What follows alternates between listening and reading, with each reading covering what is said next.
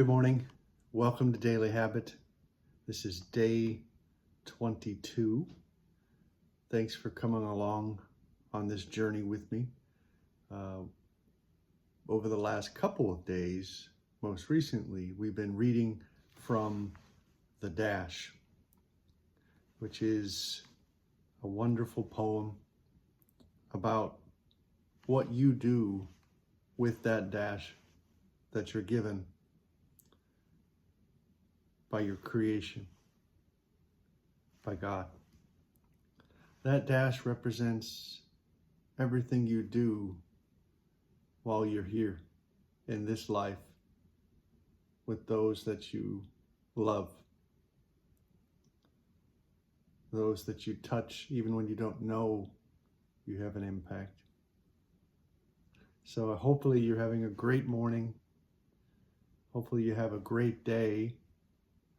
And one of the sayings that I like to say a lot is make it a great day. So let's get started. We're talking about the one subject that I mentioned yesterday, that men, not their favorite thing. And I think it's a cultural thing, and maybe it's a worldwide cultural thing to a certain extent. Men typically are trained to not deal with emotions, deal with rules, focus on those rules and apply them accordingly. Stay out of that kind of warm and fuzzy. Get the job done. But as I said yesterday, depending on the circumstance and the situation, it's more than appropriate to have emotion, to have sadness, to express it. It's learning how to express it that can be really tough. Don't be afraid to do that. It can be cathartic. It can help you in a lot of ways. Doesn't mean that you have to be unstable about your emotions or your feelings.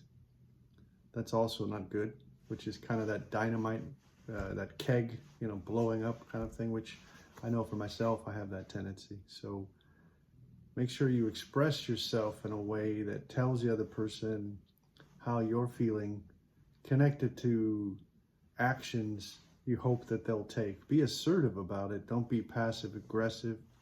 Don't be passive, but try to work on being assertive. So here we go.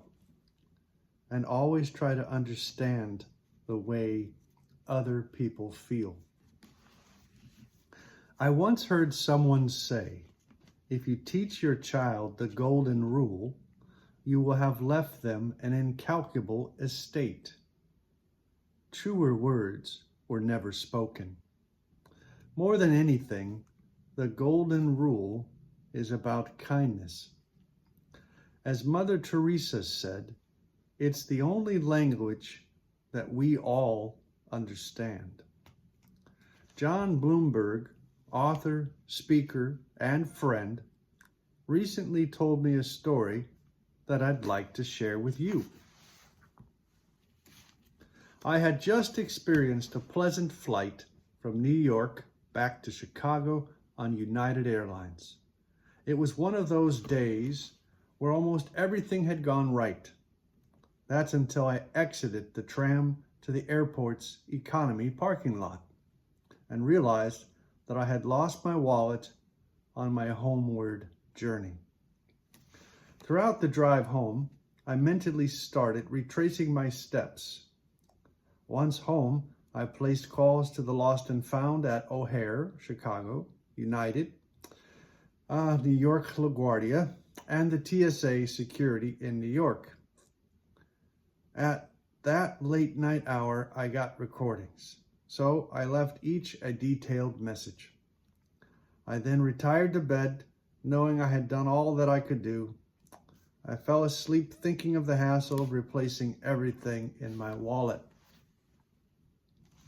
The next morning, I had been up for less than an hour when a man called. Bob identified himself with United Airlines, and his question was music to my ears. Mr. Bloomberg, are you missing a wallet? Relieved and grateful, I responded, yes. I thanked him for returning my call, to unite its lost and found. But he didn't know about that call. He wasn't with the lost and found, nor was it his job to personally follow up with passengers leaving their stuff on the airplane. He was the night mechanic who had simply found the wallet on my assigned seat. Realizing my phone number was not anywhere in the wallet, I immediately appreciated his extra effort of tracking down my home phone number. But that effort was only the beginning of what I was about to experience. Bob had waited the night to call, assuming I would be sleeping. He told me that he was leaving work at 7 a.m. He wanted to know if I would be home so he could deliver my wallet to my house on his way home. After talking logistics for a minute, I realized that he was going over an hour out of his way. But he insisted. I finally got him to agree that I would immediately leave and meet him in a direction near his home. For the next 45 minutes, we both drove towards a common meeting place. We finally met in the parking lot of a commercial building. As I got out of my car to meet this stranger turned hero, I introduced myself to Bob. He sported his heavy United Airlines uniform coat, made necessary by the cold December morning. He greeted me with a big smile and handed me my wallet. I pulled some cash from my pocket to give him a sizable tip for all his efforts. As I reached to hand him the cash, he didn't miss a beat. He simply responded, "Absolutely not." Bob continued, "I have lost my wallet before. I know it is a hassle. I am just glad that I could get it back to you." Feeling the need to somehow respond to his kindness, I offered the tip a couple more times, but he was not budging. Realizing the tip minimized his graciousness, I just smiled and said, "I guess I will just have to pay it forward to someone else." He smiled. "That would be great." You see, Bob went the extra mile and then some. He didn't do it for gain. He did it simply because it's who he is. During our dash on this earth, we all have countless opportunities to perform unexpected acts of kindness. Emerson said it best: to share often and much, to know even one life has breathed easier because you have lived. This is to have succeeded. The true meaning of life is to plant trees under whose shade you do not expect to sit. Nelson Henderson.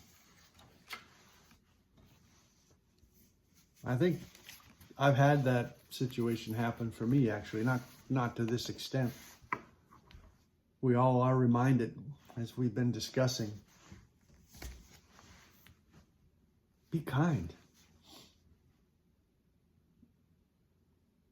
Pay it forward.